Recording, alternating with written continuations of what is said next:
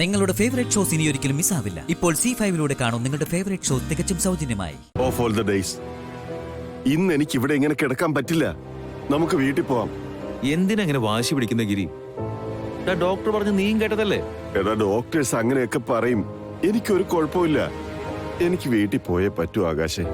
നടക്കില്ല ഗിരി. അതെന്താ നടക്കാത്തെ? ഞാനൊന്ന് തല കറങ്ങി വീണു, അത്രയല്ലേ ഉള്ളൂ. അതിനെ ഇങ്ങനെ ഒരു മഹാസംഭവമാക്കി മാറ്റേണ്ട കാര്യമൊന്നുമില്ല. നിന്റെ BP ഇപ്പോഴും നോർമൽ ആയിട്ടില്ല. ഡോക്ടർ പറഞ്ഞതുപോലെ BP നോർമൽ ആവാതെ ഇവിടുന്ന് പോവാനും പറ്റില്ല. അത് നീയാണോ തീരുമാനിക്കുന്നത്? എനിക്ക് പോയേ പറ്റൂ.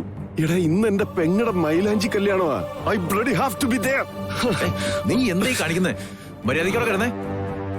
ഇതെന്താ തമാശയും കളയാന്ന് വിചാരിച്ചോ? നിന്നെ കുറിച്ച് നിനക്കൊന്നും എന്റെ കുടുംബക്കാർക്കോ ഒരു ചിന്തയില്ലായിരിക്കാം, പക്ഷെ എനിക്കുണ്ടാ. അതുകൊണ്ടേ ഞാൻ തീരുമാനിക്കും. ഈ ഒരു കാര്യത്തിലെങ്കിലും ഞാൻ പറയുന്നതേ നീ അനുസരിച്ചാ പറ്റൂ.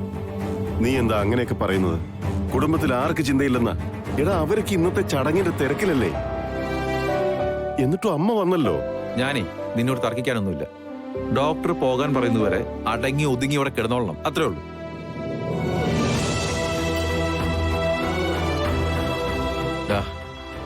ഇനിയെങ്കിലും സ്വന്തം കാര്യം നോക്കി ജീവിക്കുന്നു.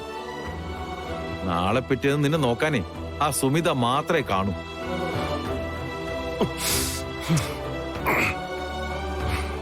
കഴിക്കേ കഴിക്കേ കഴിക്കാൻ കഴിക്കേ.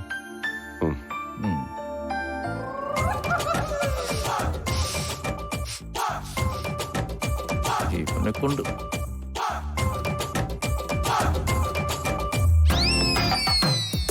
സാനിയുടെ കയ്യിൽ ഞങ്ങളുടെ ശ്രീകുട്ടന്റെ പേരും എഴുതണം. അവന്റെ പേരും കൂടി എഴുതിക്കോട്ടെ, അതിനെന്താ കുഴപ്പം?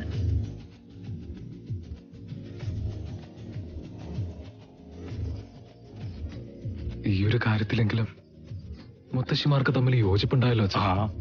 ഭാഗ്യം തന്നെ. രണ്ട് മുത്തശ്ശിമാരും പറഞ്ഞത് ഒരു നല്ല കാര്യം തന്നെയാണ്. അവ രണ്ട് ചക്കന്മാരുടെ ആയുസങ്ങ് കൂടട്ടല്ലേ? നിന്റെ അഭിപ്രായം ഇവിടെ ആര് ചോദിച്ചു? നിനക്ക് വേറെ എന്തെല്ലാം ജോലിയുണ്ട്, അതൊക്കെ പോയി ചെയ്യടാ കൊച്ചേ.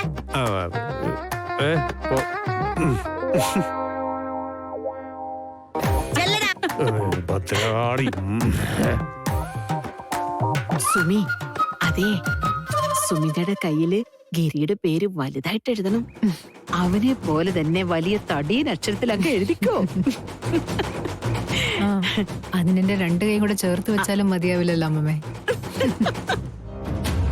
അമ്മേ, ഈ അച്ചമ്മയ്ക്ക് ഇത് എന്തിന്റെ കേടാ? കയ്യിൽ പേരെഴുതാത്തതിന്റെ കുറവും കൂടി ഉണ്ടോ? ഞങ്ങള് നല്ല ഡിസൈൻ ഉണ്ടാക്കി വെച്ചിരുന്നു. അതിന്റെ ഇടയിൽ എവിടെയാ ഇനി ശ്രീയുടെ പേരെഴുതാ സ്ഥലം?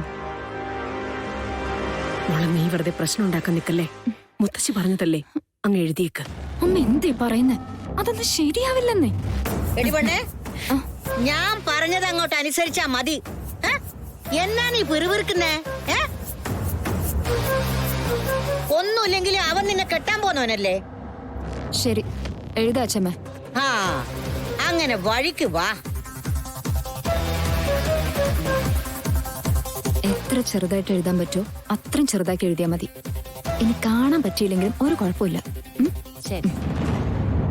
ഡൗൺലോഡ് ചെയ്യൂ C5 ആപ്പ്. കാണൂ എല്ലാ എപ്പിസോഡുകളും സൗജന്യമായി.